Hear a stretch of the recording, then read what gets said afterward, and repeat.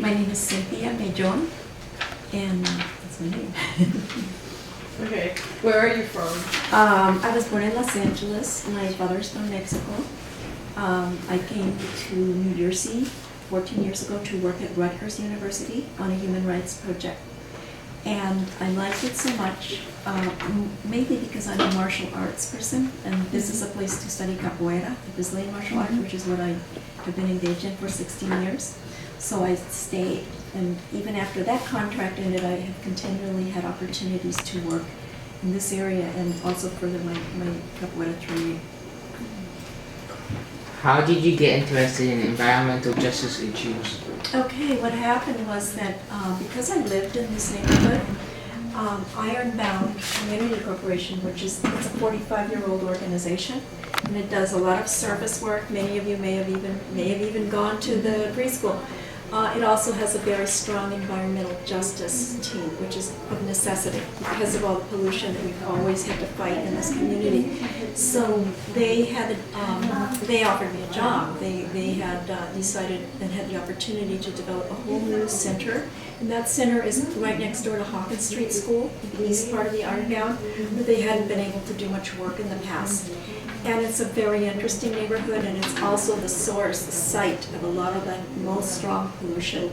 So I am not a social worker or anything like that, but the opportunity to develop a new center and work with the community in a new way was very attractive to me. So I started to work there, and I learned about environmental justice. Maybe I'd been kind of doing it, but I didn't have that word for it. My training is in human rights, and so I apply that to all kinds of things, but I learned about environmental justice from working with the people here. And some of the cases of Ironbound are so important that they're in textbooks. They're in like college-level textbooks about environmental justice. You can read about the Ironbound. So that's how I got into environmental justice, and I apply the same human rights thinking and actions to our work here in the community. So when did you become an activist? I've been an activist all my life. I don't think I've ever not been engaged in social struggle. When I was young, in much of Latin America and in Central America especially, there was war and, tremendous human rights abuses, and I became engaged very young in those types of solidarity actions and also really technical work. So I have been all my life struggling for social justice. What motivated you to become an activist? I'm sorry, can you repeat that a little bit What louder? motivated you to be an activist? Well, I think now they're now talking about, some people are kind of born that way. Just always a real empathy for for people who weren't being treated well. And where I grew up in Los Angeles, there was like terrible unfairness in the schools and even abuse and things like that. And I was very aware of it at the time. So I think I was always sensitized to that. I can point to one very strong activist, to a real leader from Guatemala, who I would say politicized me. I consider him like a father. He was my mentor. And many people I know have been assassinated, believe it or not, because of this very strong social struggles in Latin America. Okay? So I would say that one person, Jorge Enrique Torres, was a great leader. He was a lawyer and a sociologist. He probably had more influence on me than anyone else in terms of turning my mind, my studies, not just my heart, into fighting for justice. How did the foundation of this project begin? This one with the environmental justice, is that the one you're Yes. referring to? Well, it's long before my time there, but as I understand, and I know Nancy's going to be talking about this with your colleagues, Ironbound, I do know, has been the site of industrial activity since colonial times, since before there was the United States. Newark is the third oldest city in the United States. And the St. Falls, which is in Patterson, is a very, very powerful fall. So back in the day, Alexander Hamilton, these kinds of founding fathers of the United States, he particularly saw Newark and the Passaic Falls as potential for industry. because they had invented the steam engine by then, and they thought, well, we can use this water to power machines. So Newark industry goes back that far. And in Ironbound, which is very old, we have over 100 brownfields. Brownfields are places that are too polluted to build on. It took a long time to build a new Oliver Street school because they couldn't find clean enough land to build that school. So that history is very old. At some point, people in ICC began to take on these struggles, or they merged with community or public groups, like the one, I'm not even sure, Ironbound Residents Against Toxic Waste, because they started bringing garbage here, which they've been doing forever. And they wanted to bring garbage here on barges and burn it in the river or burn it right offshore. And Nancy and her husband joined or formed a group to fight that. And it was very strong. So to have a group that's just residents, it's very helpful to have institutional support. They didn't have a photocopier, just at the simplest level. They probably didn't even have computers. And the other struggle they got involved in was trying to save Riverfront Park, Riverbank Park, the old park. So different groups of people, they would stand in front of Pathmark passing out flyers. And I've met people who said they got attracted because they met those people handing out these flyers. So ICC took on these struggles really early in a more organized way. I think for maybe 20, I didn't even tell you how many years, maybe 10 years, maybe more, they've had at least one person on staff who was in charge of that. And in the last few years it grew. We had more opportunity to get more people working on that. The other big struggle in the 80s was against the incinerator. And I think that picture on the postcard is people marching on Ferry Street trying to stop the incinerator. Those are just like regular Portuguese and Latino people. In those days, there was a lot of people still from Spain living in this neighborhood. Do you guys know what an incinerator is? Okay. Should I talk about that? Please. Okay. Thank you. An incinerator is where they burn garbage. I don't know if any of you ever go to Jersey City and cross over the Pulaski skyline, that thing that's in Iwata. If you're going towards Jersey City, to your left, there's a big tower. You can actually see it from a number of places. That is a place where people bring garbage and burn it. Here in Newark, when they wanted to put that thing in, people in the Ironbound fought it because they're very polluting. Newark can't produce enough garbage Newark doesn't produce much garbage. We're actually pretty good. And so they bring in garbage from New York and from all of the municipalities in Essex County, the more affluent, do you know what I mean when I say that? The richer towns, where they don't have to do things like that, they bring the garbage here on trucks. Most of the time, they come at night up Market Street. I've talked to people who live there and they told me the trucks come in at night. They bring, we burn, 1 million tons of it or something a year, and it comes, a lot of it from New York. The company that owns that is called Covanta. It's an international company. There's also heavy investment by the Port Authority, which I'll talk about in a minute, and the Essex County. They burn garbage and they do what we call a greenwash, which is when they lie. They use an environmental excuse. They claim they're burning the garbage and making energy out of it. In actual fact, it takes more energy to burn the garbage than the amount of energy that garbage will produce. It's a complete lie.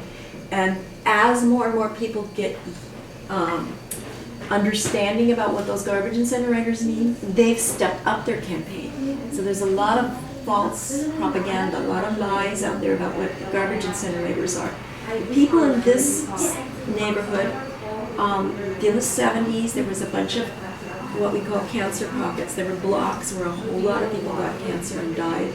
And I actually accidentally met somebody. I was doing a table somewhere and she started telling me this stuff. If you talk to the older people or people who lived here most of their life, they can tell you a lot of things.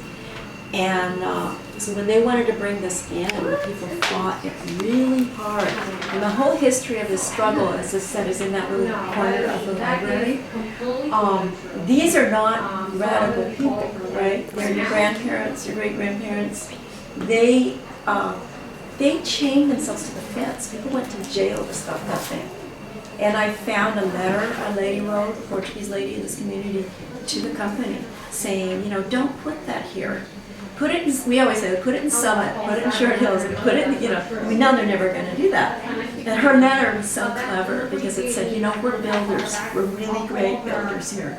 We do construction, we'll come and build it for you, but don't build it here. And they used to have those meetings at Fatima Church. And so, that's how I found out about it. And so that's what an incinerator is. We now belong to something called the Global Alliance Against Incineration, which is works all over the world to stop incinerators.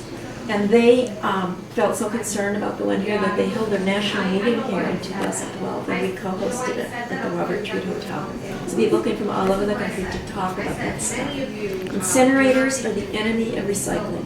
They don't want us to recycle, they want us to send garbage there. And so it's a big problem for us. We would like it to be closed. There's no need for it. We're pushing for what we call zero waste, where we recycle everything. And if it can't be recycled, companies that make it should figure out a new way to make it.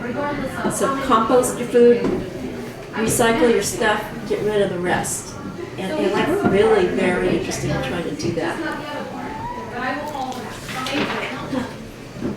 How can we stop pollution from causing cancer? Well, you have to stop pollution to stop pollution from causing cancer. Here, I did look at your questions ahead of time, so I was thinking what I would focus on the most with you guys. And, here we are what they call an environmental justice community. And, the definition of environmental justice is that everybody should have a safe and healthy place to live and work and go to school and go to church. Where you do your thing should not be polluted. And that was founded in about 1991. A bunch of African American indigenous people got together and they came up with the rules of environmental justice, which we can share with you, and they're excellent. They're not old or out of style at all. In fact, they make more sense now than ever when you read them. So they started saying, our communities are being discriminated against because of the things like I was saying. All the toxic stuff is being left here, and nothing's being done to make it better. So here we have the Passaic River, which I referred to earlier. That is is very, very contaminated. It's contaminated with a toxic ingredient. It's called dioxin. I don't know if you guys ever heard of Agent Orange. Agent Orange was a substance they made during the Vietnam War. They had the bright idea that they would, besides bombing the people of Vietnam, that they would burn up all their forests, and then they wouldn't have any place to live, and then they could see them, and then they could kill them. That is terrible sounding, but that was the goal. So we say our river was polluted for something that did no good for anyone, anywhere. They made this stuff called Agent Orange. That was the commercial name. I don't even know if they did use it. They did use it. I don't know at what point it got stopped. They did use it. A byproduct when they're making that stuff is something called dioxin. Dioxin is one of the most cancer-producing substances known. That is what the Passaic River is full of. That is a river. That's why when I started working, I stopped river cleanups. I'm not sending any folks down there to be around that mud. It's got a lot of toxic stuff in it. So that is the biggest river cleanup project in the United States right now, and we are involved in it. There's a community group that meets like once a month, and anyone can go to those meetings, where we talk about how to do this because it's so hard to clean it up. So dioxin, we have dioxin. The incinerator is kicking out dioxin. It also puts out mercury and lead and some other stuff. So the biggest thing I think we have to worry about right now is diesel. The port of Newark. Anybody ever seen the port or been to the port? The biggest port is the second biggest port in the country. It is Newark's port, Port Newark. If you were, get that same neighborhood, like by the Pulaski skyline, if you went out to Ramus Avenue and just kept going, you would come to the port. You pass the jail, you pass the immigrant detention center, which we fought very hard against having, and then you pass the sewage treatment plant, and then you get to the port. And when I say that, when we talk about a community as an environmental justice community, that is what we call overburdened. That's why we are an environmental justice community, because we are overburdened with toxic practices and pollution. And we shouldn't have a road where everything is on it. And when we get those bad smells, it's coming from the sewage treatment plant and a couple of other really bad plants that are out there. When I'm in meetings, people always say, well, nobody lives there. Lie, right? A whole bunch of people living there who did not ask to live there. And they are, in many cases, relatives. And so, I mean, for sure, people I know go out there to visit their family, and they know the kind of state that those jails are in. And one day the smell was so bad, and everybody had to wait outside. We give people a phone number to call. And a woman who works with me was visiting someone, and she had the flyers with the number, and she started organizing the people right in the line, and they all pulled out their phones, and they called and said, you know, this smell is just terrible, we can't be here. So that street is very close to a place called Hyatt Court. It's very close to Hawkins Street School. Teachers in Hawkins Street sometimes can't teach because the smell is so bad. So to go back to your question about cancer, diesel is also a very polluting substance. Those trucks pull the container, you see them, I even see them around here, sometimes I cannot figure out what they're doing here. The port has thousands of trucks. They don't control the trucks very well. They come all through the Ironbound, but especially, you know, you see them a whole lot in the South Ward, and you see them a whole lot over by Hawkins Street School. And diesel is very, very cancer producing. It produces cancer, it causes heart disease, it causes respiratory illness. If you have asthma, it can make you have an asthma attack. Diesel has what they call fine particulate, which means it has particles that are so fine that when you breathe it, it goes into your lungs and into your bloodstream. So the side chemicals connected with diesel are really bad. The trucks at the port are driven by guys who can't afford new trucks. We don't blame them because we even know them. You know, they're being victimized too. They're in the cab breathing that. And so we have got to try to change the way the port is handling that. That is our biggest problem. It causes something like 200,000 premature deaths a year. And it is our biggest source of pollution. The port makes a huge amount of money for some people, not for us. We get very few jobs from it. We have been working really hard with Mayor Baraka, and he gets it. He gets it, you know.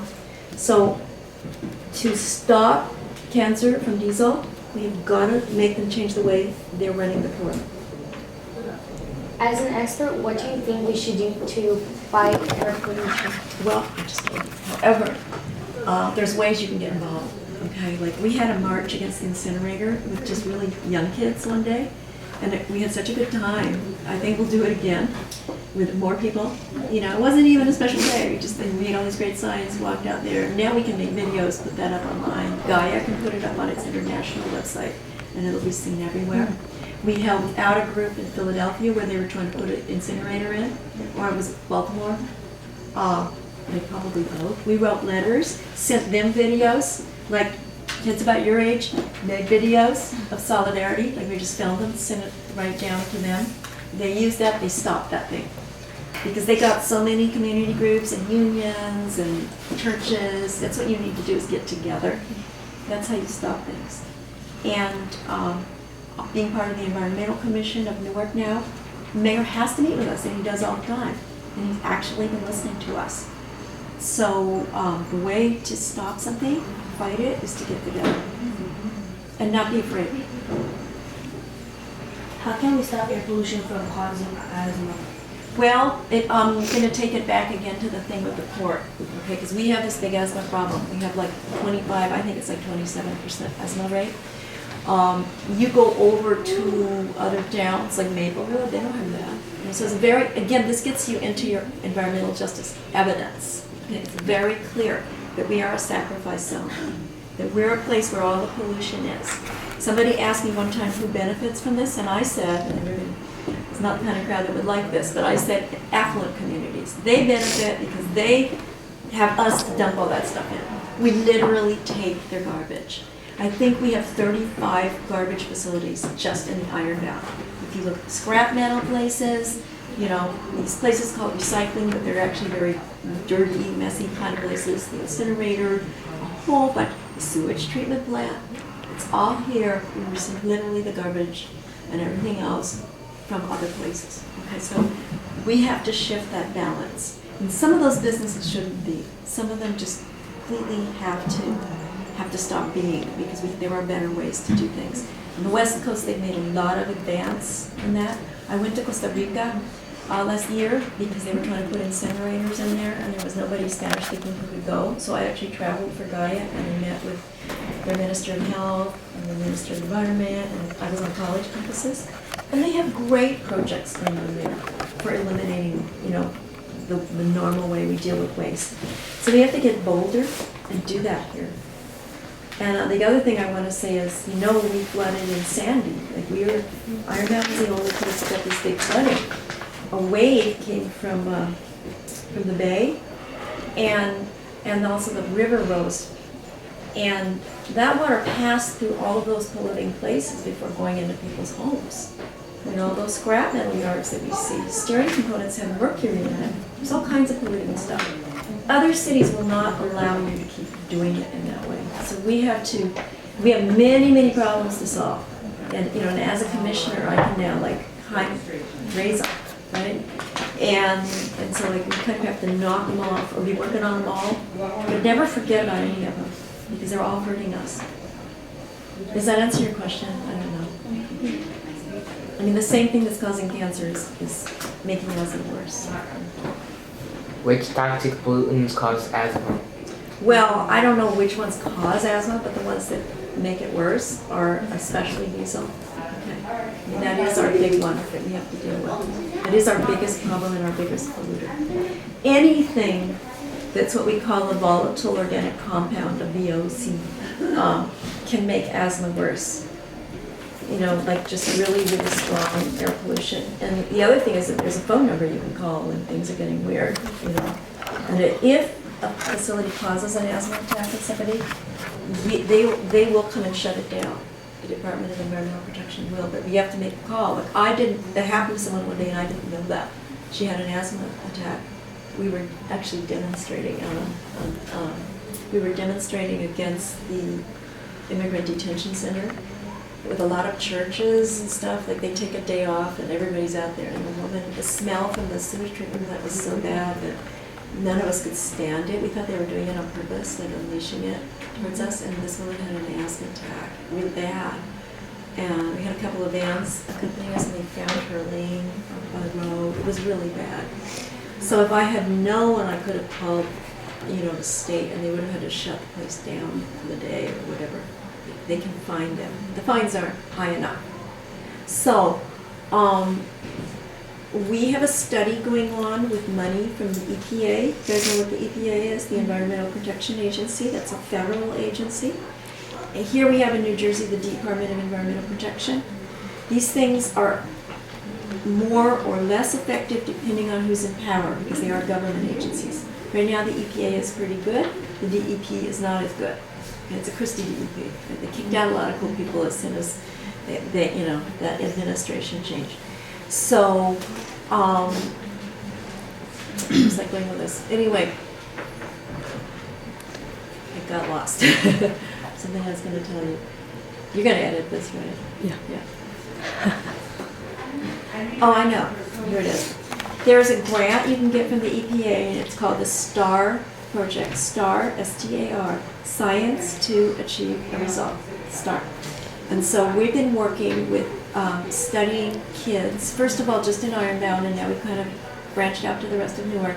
Kids between the age of 9 and 14 who have asthma, and the study is to look at what kind of pollutants are affecting them, because we don't always know the stuff. We don't completely know the answer to your question. Maybe you'd like to be in the study. You actually get paid because it's science. I mean, you get a gift card, and like everybody gets something because you're working for science. People carry an ear monitor. They wear it for, I forget, maybe it's a whole month. The ear monitor, they have it in their room at night. When they come in for interviews, a guy comes and puts an ear monitor on the top of our building, which is a trailer. And they're actually measuring what those substances are. So we're still trying to find out those answers, but we're part of trying to find out those answers. And we're the only place in the country that got that grant to study asthma. And you have to keep a diary, so that's why you have to be able to write. We can't do it with really young kids. But it's definitely, if you're interested, I can give you a phone number. Definitely something that many people and their families have chosen to get involved in. We're studying the effects of stress and air pollution, on asthma, because we still don't know. But we need to be doing our own science, so that's what we're doing. How has this project impacted you and your family? You mean which project in environmental justice? Well, I think for me it's been a completely new dimension. You know, I mean, when we talk about environmental justice, we're not just talking about environment in a nice way, or, I mean, totally, if we can go out to the forest, I think we'd all love it. But it's very far from us. Like, for us, our thing is health, you know? Like, we always come at it in our urban communities like ours through health. We've been able to talk to a lot of parents because they're all interested in their family's health. People who probably never thought in their life they'd go to City Hall, you know, to support us. When it comes down to their family's health, they're on, right? They do it. So learning how to make those connections has been really important. I used to live in Colombia, in South America, right? And there, our environmental justice is about like biopiracy, you know, people coming in the forest and stealing the plants of the indigenous peoples and stealing their medicinal recipes. And so it was a different focus, but it was the same thing. We didn't call it that. Learning that, you know, our health is a human right, how to work with all of those forces has been really, really important. My whole family now understands it, and you know, and will stand up for it in ways that they didn't ever know about because they get it, you know. What has been your biggest accomplishment? Oh, it's a really good question. I can say probably building up this concept of environmental justice so that a lot of just regular folks are supporting it. We've got two big victories. They tried to put a medical waste treatment plant and an animal crematorium. Do you know what that is? It's where they bring dead dogs and cats and burn them. And they tried to put them both very close to like Hyatt Court and Terrell Homes and right where we live. And we organized with the community and we fought that and we won both. And we were fighting both at the same time. That was a long time ago. It was in 2010. That was a major victory and the first time that everybody worked together. It was going to be closest to Ann Street School. The kid at Ann Street School got like 800 signatures. It got every parent and every teacher to sign this petition. Because Augie Amador, our counselor, said he could fight it, but he needed a petition. We filled that thing up in 2 days, and we fought in a more technical way the medical waste treatment plant, because they would have been bringing like radioactive stuff through our community. There's no medical waste treatment plant in New Jersey. And we did our research and found out how dangerous they are. So that's the biggest accomplishment. Winning that and getting all sorts of people involved, and they have never stopped being involved after that moment. Can air pollution make cancer worse? Yes, I think so. I mean, I don't know as much about cancer as I do about heart, because a lot of people I know have congestive heart disease. And if you think about how the 1 in 9 cuts through a certain part of Newark, how they kind of tore up the city with these highways, that again, because of where my field office was, that's right by Hyatt Court, so the most people I know who are active live in there. And there's a lady there who's, again, she's become really active. She got interviewed on the Melissa Harris Perry show about this. She has oxygen tanks in her living room. She's my dear friend. She's a wonderful cook and leader. But her heart and lung disease are so much worse because of where she lives. And the doctors are telling her she has to move. And she loves where she lives. She loves, our neighborhood is special. And people, she moved there from somewhere else and she loves to live there. But, she's been told that she must move. So people, with asthma and stuff, really aren't doing themselves any favor living here. And moving's a big deal, because you're in school and it's hard to find a place, but definitely.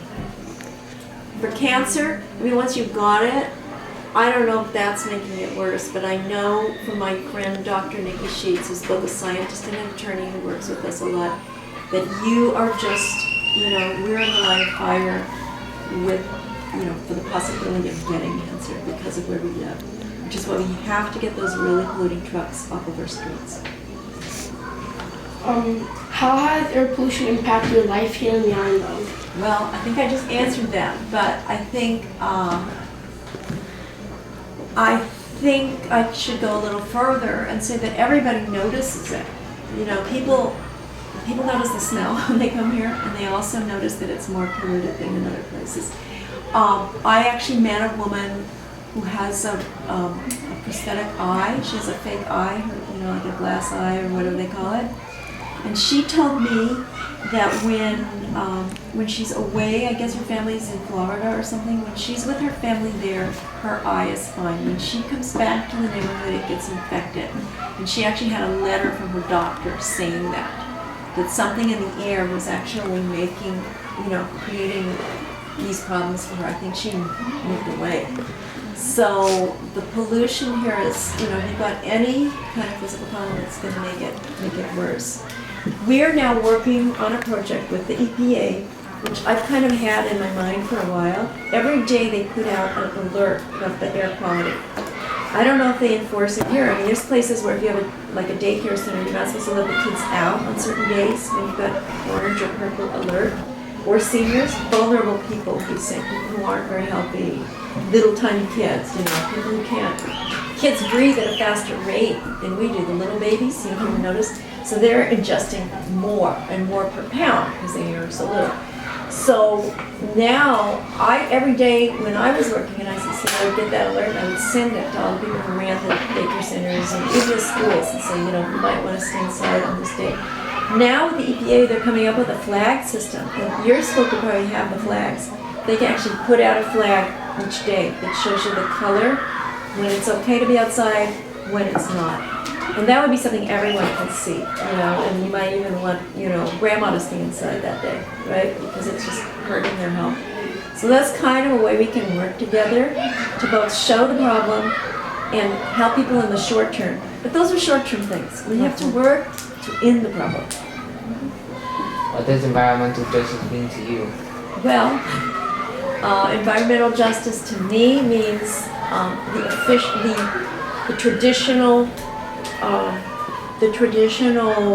definition that was brought on by the first meeting on environmental justice, which is that we have a right to live in a clean, unpolluted place. The EPA has its own definition, which is decisions made about the community. The community has a right to participate in them. So they're both true. For me, it means having fairness in the sense that we're not getting worse pollution than everyone else. If this pollution was going to the richer places, and it was going to Madison, and I can tell you, I went to Madison, where Drew University is, and there are no trucks there, you know. They did an air quality study there and compared our air to theirs. If it was spread more equally across all of the communities, I guarantee you they would find solutions to this stuff. Because they're not going to go down, right? They're not going to take a worse place. They're taking a better place because we're taking a worse place. So if it had to go, that everyone was going to be equally affected, they'd find solutions. That's what we have to push for. Maybe in your lifetime, some things will get better. Probably not in mine. Okay. Do we have any other questions?